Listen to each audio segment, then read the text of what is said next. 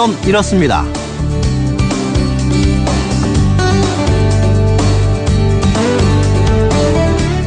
안녕하십니까, 김한태입니다.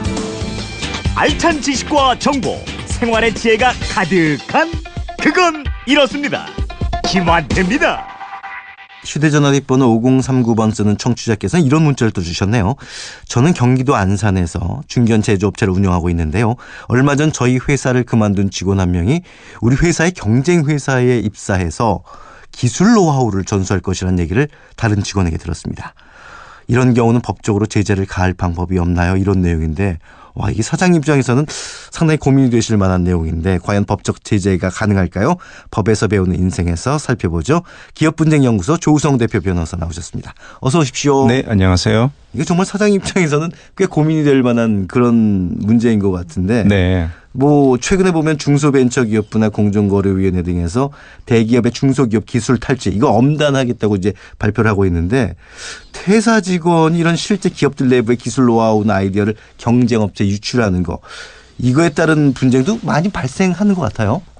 점점 많이 발생하고 네. 있어요. 점점 많이 발생하고 있고, 특히 중소기업이나 스타트업 같은 경우에는 다른 자산이 있다기보다는 아이디어나 어떤 독특한 비즈니스 모델 같은 것들이 있는데, 이런 것들을 이제 퇴사한 직원들에 의해서 외부로 유출되는 경우가 많습니다. 네.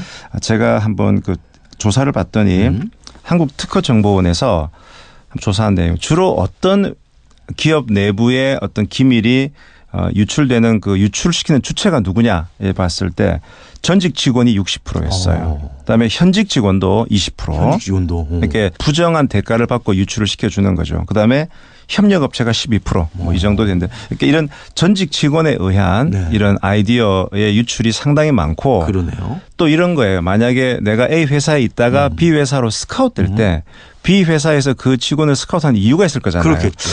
너 거기서 하던 거 좀 갖고 올 수 있니라고 하면, 예. 오히려 그런 것들을 내가 많이 알고 있다는 것이 네. 이직할 때 몸값을 올리는 그렇죠. 하나의 수단이 될 수 있겠죠. 이 분쟁 엄청 많이 발생하고 있습니다. 주로 요즘. 그런 이유로 스카우트겠지. 당신은 성실하니까 이런 이유로 스카우트 가는 경우는 별로 없을 것 같아요. 근데 그런 내부 기술이나 아이디어는 사실 특허로 보호되는 게 아닌가, 저는 그런 생각이 드는데 특허만으로 충분하지가 않은 모양이에요. 네. 그래서 오늘 방송에서 제가 좀 네. 상당히 중요한 정보를 드릴 건데요. 특허보다 더 중요하고 더 괜찮은 네. 영업 비밀, 요걸 제가 알려드리려고 하는 거예요. 알려주십시오. 좀 어려운 얘기인데, 아이디어를 보호하는 제도는 특허라는 게 있어요. 네. 즉 내가 정말 뭔가 좋은 발명이나 아이디어가 있으면 그거는 그렇게 좋으면 특허로 출원하세요. 그리고 특허로 등록하세요. 네. 그럼 내가 특허증을 받을 수 있잖아요. 그런데 특허로 받는 이 과정이 좀 문제가 뭐냐 그러면, 특허는 기본적으로 내가 특허를 신청을 하면은 내가 어떤 내용으로 특허를 낸다는 걸 다 자세하게 다 특허청에 공개를 해야 돼요. 그렇군요. 예를 들어서 비아그라 같은 경우도 다 특허 제품이거든요. 그러면 이게 엄청나게 돈을 많이 번 특허죠. 그러면 화학식을 다 써서 이런 식으로 이 비아그라를 만듭니다라고 그 제약회사가 특허 출원을 하면 경쟁사는 다 알 수 있어요. 그러니까요.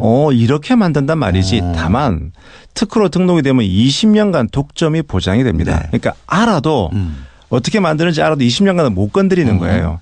하지만 특허가 다 끝나갈 무렵이면 소위 복제약이라 그래서 그렇죠. 그 특허 내용을 아니까 이제 특허가 20년 만에 풀리면은 복제약이 막 나오는 게 그것 때문인데, 때문에 이런 게 있어요.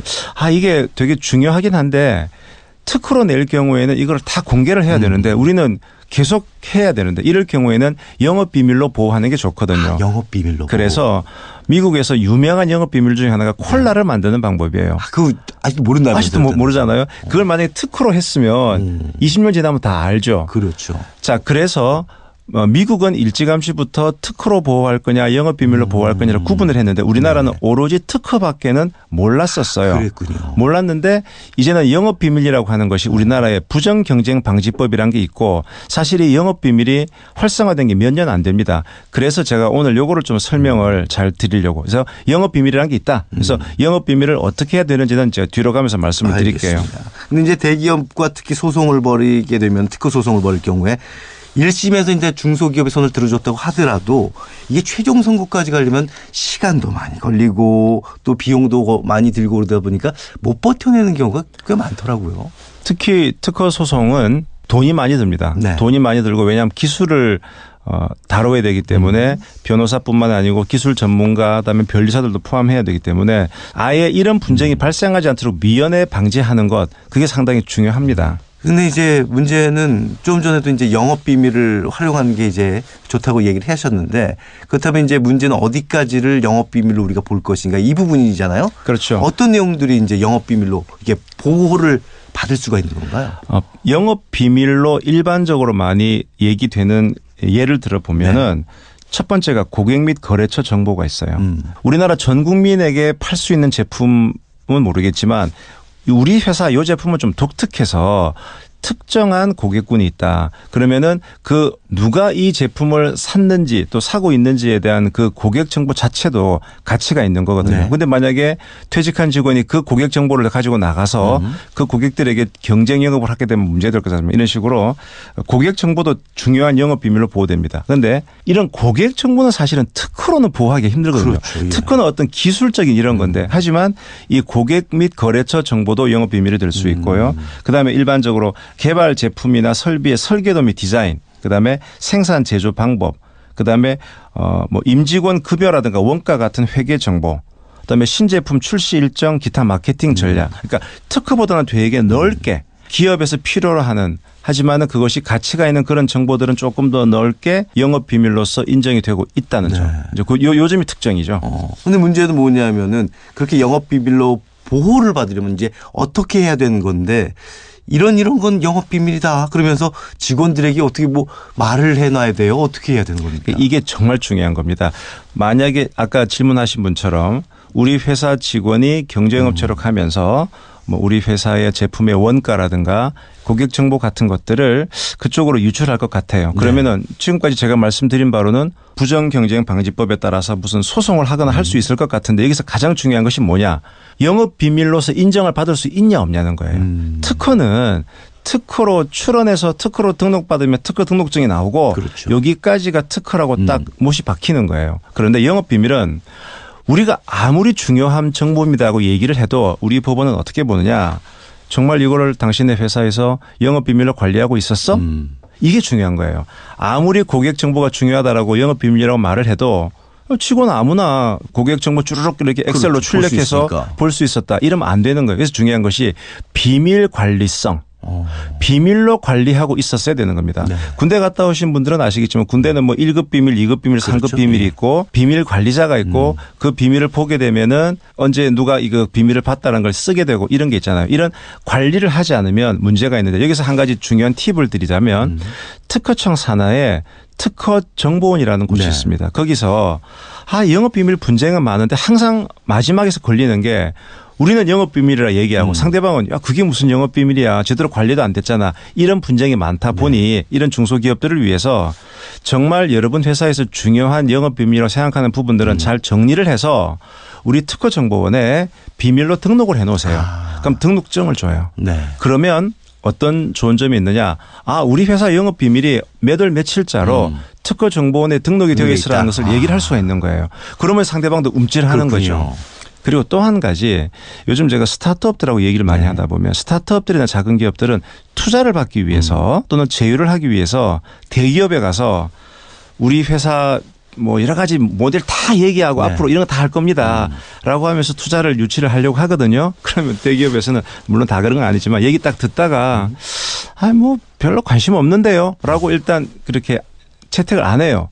그랬는데 6개월 뒤에 그 대기업이 자기네들이 그때 우리가 얘기했던 거죠. 아이디어를 다 그냥 서비스 출원하는 거 이런 경우 되게 많거든요. 그러면 저를 찾아오셔서 저 대기업 쪽 어떻게 조금 우리가 혼낼 수 있습니까? 그러면 아까 말씀드린 대로 그게 여러분 아이디어였다면 이게 비즈니스 모델로 특허되어 있습니까? 특허는 안 돼 있는 거예요. 그렇죠. 그럼 사실 방법이 없는 거예요. 그래서 이제 뭐 미국식으로 하자 그러면 이렇게 하는 거예요. 처음에 그 프레젠테이션 하기 전에 그 비밀 유지 약정. 이거 우리는 중요한 비밀이기 때문에 비밀 유지 약정서를 써 주셔야 저희들이 PT 하겠습니다. 그러면 대기업에서 안 들어 이렇게 하고 만단 말이죠.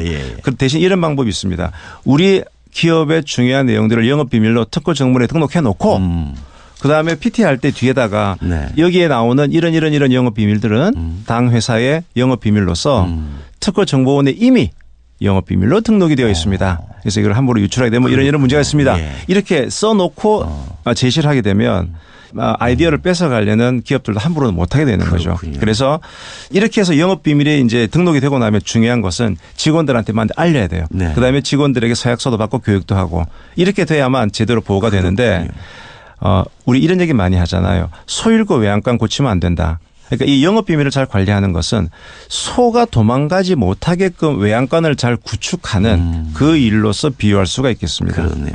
이 굉장히 좀 중요한 팁이 된 것 같습니다. 그래서 네네. 영업 비밀을 제대로 보호받기 위해서는 특허정보원에 이제 등록을 하는 거. 하는 예. 거. 이 부분을 절대 잊지 마시길 바라겠습니다.